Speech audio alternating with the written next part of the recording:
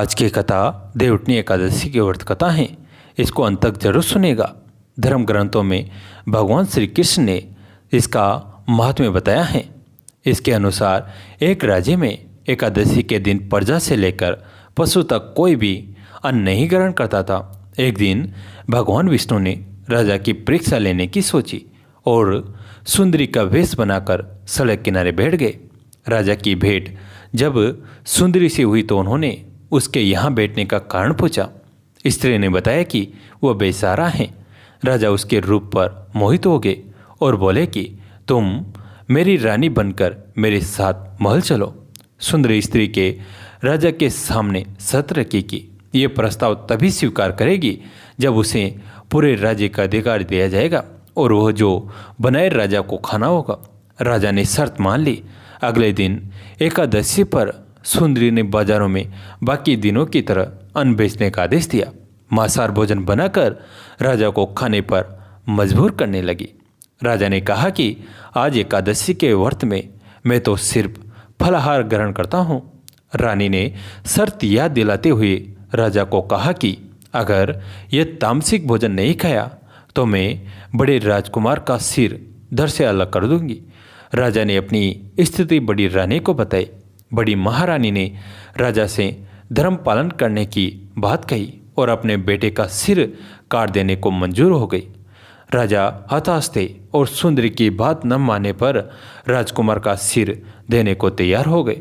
सुंदरी के रूप में श्रीहरि राजा के धर्म के प्रति समर्पण देखकर अति प्रसन्न हुई और उन्होंने अपने असली रूप में आकर राजा को दर्शन दिए। विष्णु जी ने राजा को बताया कि तुम परीक्षा में पास हुए, कहो क्या वरदान चाहिए। राजा ने इस जीवन के लिए प्रभु का धन्यवाद किया, कहा कि अब मेरा उद्धार कीजिए। राजा की प्रार्थना श्रीहरि ने स्वीकार की और वह मृत्यु के बाद वैकुंठ लोक में चला गया। एक राजा के राज्य में सभी लोग एकादशी का व्रत रखते थे। प्रजा तथा नौकर चाकरों से लेकर पशु तक को एकादशी के दिन अन्न नहीं दिया जाता था। एक दिन किसी दूसरे राज्य का एक व्यक्ति राजा के पास आकर बोला, महाराज कृपा करके मुझे नौकरी पर रख ले। तब राजा ने उसके सामने एक शर्त रखी कि ठीक है रख लेते हैं, किंतु रोज तो तुम्हें खाने को सब कुछ मिलेगा पर एकादशी को अन्न नहीं मिलेगा। उस व्यक्ति ने उस समय तो हाँ कर ली, पर एकादशी के दिन जब उसे फलाहार का सामान दिया गया तो वह राजा के सामने जाकर गिड़गिड़ाने लगा, महाराज इससे मेरा पेट नहीं भरेगा, मैं भूखा ही मर जाऊंगा, मुझे अन्न दे दो। राजा ने उसे शर्त की बात याद दिलाई पर वह अन्न छोड़ने को राजी नहीं हुआ। तब राजा ने उसे आटा दाल चावल आदि दिए। वह नित्य की तरह नदी पर पहुंचा और स्नान कर भोजन पकाने लगा। जब भोजन बन गया तो वह भगवान को बुलाने लगा, आओ भगवान भोजन तैयार है।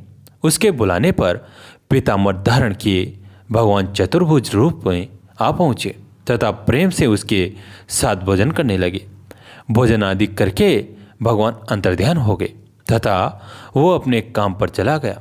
15 दिन बाद अगले एकादशी को वह राजा से कहने लगा कि महाराज मुझे दुगना सामान दीजिए। उस दिन में तो भूखा ही रह गया। राजा ने कारण पूछा तो उसने बताया कि हमारे साथ भगवान भी खाते हैं, इसलिए हम दोनों के लिए ये सामान पूरा नहीं होता। ये सुनकर राजा को बड़ा आश्चर्य हुआ। वो बोला, मैं नहीं मान सकता कि भगवान तुम्हारे साथ खाते हैं।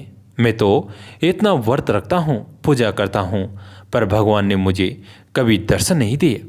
राजा की बात सुनकर वो बोला, महाराज यदि विश्वास न हो तो साथ चलकर देख लें। राजा एक पेड़ के पीछे छिपकर बैठ गया। उस व्यक्ति ने भोजन बनाया तथा भगवान को शाम तक पुकारता रहा, परंतु भगवान न आए।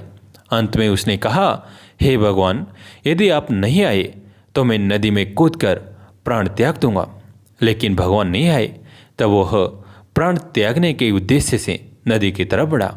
प्राण त्यागने का उसका दृढ़ इरादा जान शीघ्र ही भगवान ने प्रकट होकर उसे रोक लिया और उसके साथ बैठकर भोजन करने लगे।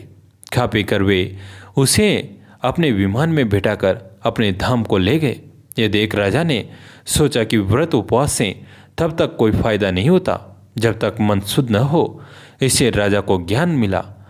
वह भी मन से व्रत उपवास करने लगा और अंत में स्वर्ग को प्राप्त हुआ। एकादशी का व्रत पूर्ण तब तक नहीं माना जाता जब तक तुलसी विवाह की कथा नहीं सुनते हैं। तुलसी विवाह की पौराणिक कथा भी जरूर सुनिए। एक बार शिव जी ने अपने तेज को समुद्र में फेंक दिया था। उसे एक महातेजस्वी बालक ने जन्म लिया। ये बालक आगे चलकर जालंधर के नाम से पराक्रमी दैत्य राजा बना। इसकी राजधानी का नाम जालंधर नगरी था। दैत्यराज कालनेमी की कन्या वृंदा का विवाह जालंधर से हुआ।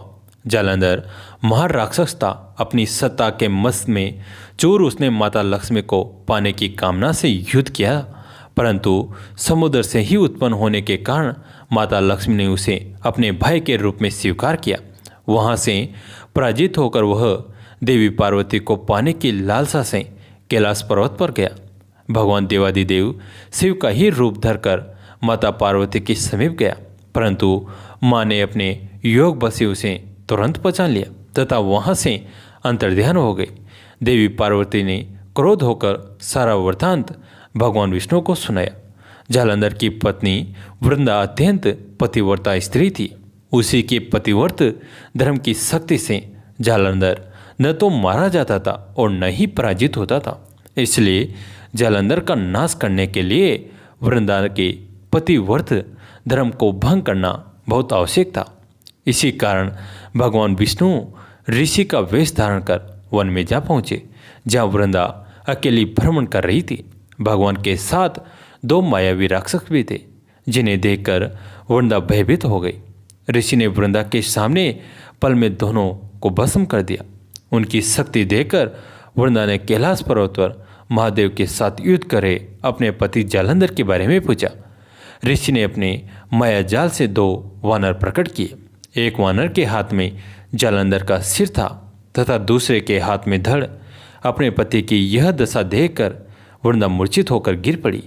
होश में आने पर उन्होंने ऋषि रूपी भगवान से विनती की कि वह उसके पति को जीवित करे। भगवान ने अपनी माया से पुनः जालंधर का सिर धड़ से जोड़ दिया, परंतु स्वयं भी वह उसी शरीर में प्रवेश कर गए। वृंदा को इस छल का तनिक भी आभास न हुआ। जालंधर बने भगवान ने साथ वृंदा पतिव्रत का व्यवहार करने लगी, जिससे उसका सतीत्व भंग हो गया। ऐसा होते ही वृंदा का पति जालंधर युद्ध में हार गया। इस सारी लीला का जब वृंदा को पता चला तो उसने क्रोध होकर भगवान विष्णु को हृदयहीन शिला होने का शाप दे दिया। अपने भक्त के शाप को भगवान विष्णु ने स्वीकार किया और शालिग्राम पत्थर बन गए। सृष्टि के पालनकर्ता के पत्थर बन जाने से ब्रह्मांड में असंतुलन की स्थिति हो गई। यह देखकर सभी देवी देवताओं ने वृंदा से प्रार्थना की वह भगवान विष्णु को श्राप मुक्त कर दे। वृंदा ने भगवान विष्णु को श्राप मुक्त कर स्वयं आत्मदाह कर लिया। जहाँ वृंदा भस्म हुई वहाँ तुलसी का पौधा होगा। भगवान विष्णु ने वृंदा से कहा, हे वृंदा, तुम अपने सतीत्व के कारण मुझे लक्ष्मी से भी अधिक प्रिय हो गई हो। अब तुम तुलसी के रूप में सदा मेरे साथ रहोगी। तब से हर साल कार्तिक महीने के देव उठनी एकादशी का दिन तुलसी विवाह के रूप में मनाया जाता है। जो मनुष्य भी मेरे शालिग्राम रूप के साथ तुलसी का विवाह करेगा उसे इस लोक और परलोक में विपुल यश प्राप्त होगा। उसी देते जालंधर की यह भूमि जालंधर नाम से विख्यात होती है। सती वृंदा का मंदिर मोलाकोट किशनचंद में स्थित है। कहते हैं कि इस स्थान पर एक प्राचीन गुफा भी थी जो सीधी हरिद्वार तक जाती थी। सच्चे मन से 40 दिन तक सती वृंदा देवी के मंदिर में पूजा करने से सभी मनोरथ पूर्ण होते हैं।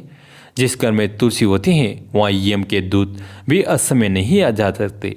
मृत्यु के समय जिसके प्राण मंजरी रहित तुलसी और गंगा जल मुख में रखकर निकल जाते हैं वो पापों से मुक्त होकर वैकुंठ धाम को जाता है।